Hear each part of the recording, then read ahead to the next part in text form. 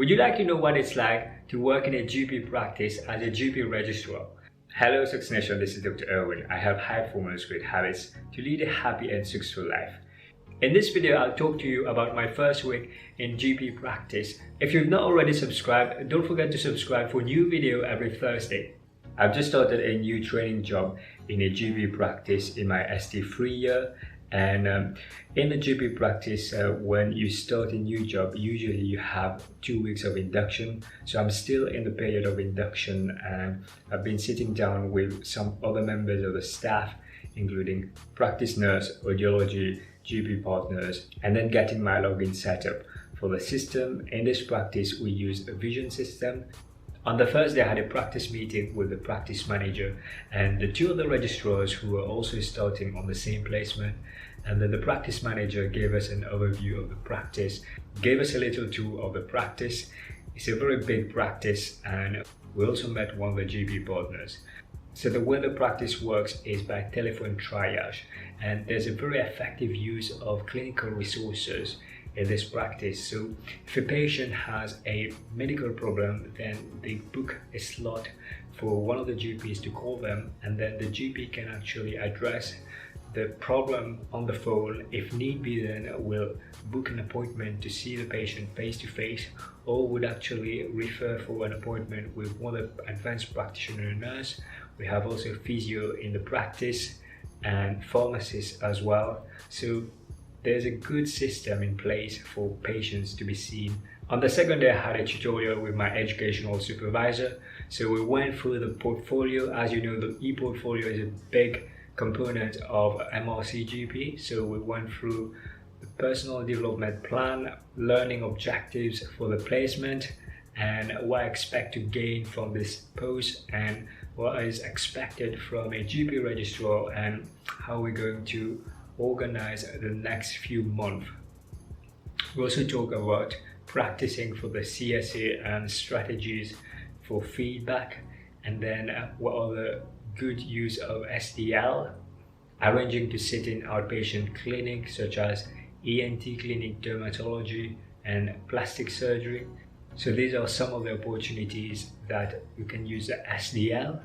On the following day, I sat down with one of the GP partners who was doing telephone triage in the morning. It was interesting to see how the work is organized and streamlined, and patients who required appointments were booked on the same day.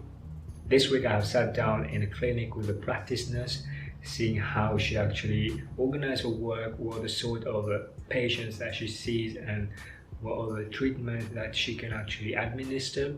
And then we also have a physiotherapist in-house. So it was also interesting to see how the physiotherapists work in a GP setting and what service the physiotherapists provide to patients registered to this practice. In the last couple of days, I've trained on the IT system, and I've set up to have a Vision account. So Vision is a system that is used in this practice to actually organize the care of patients.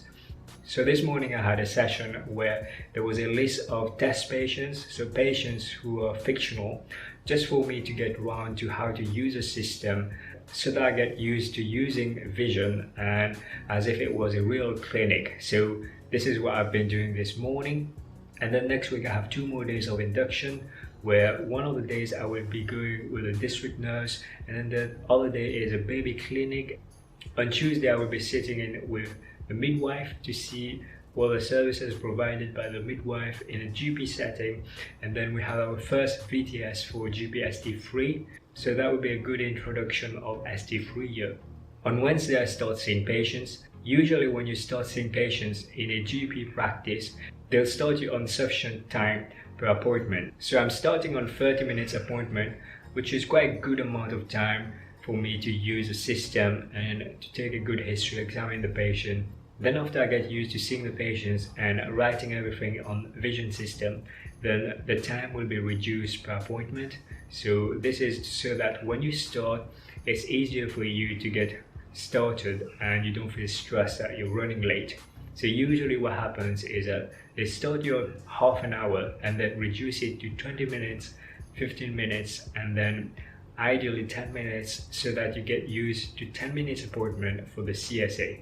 So if you're starting a GP placement, don't worry about seeing patients, because you actually be easing into seeing patients, and usually you'll have an organized induction plan that will help you to know how the system works in the practice and know the members of the staff and getting used to the system before you actually see patients.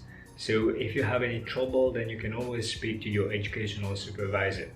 I hope you find this video useful.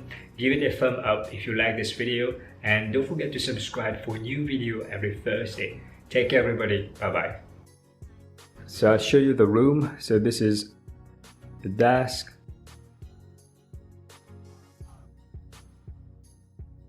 this consultation bed, trolley, and then a sink and a window.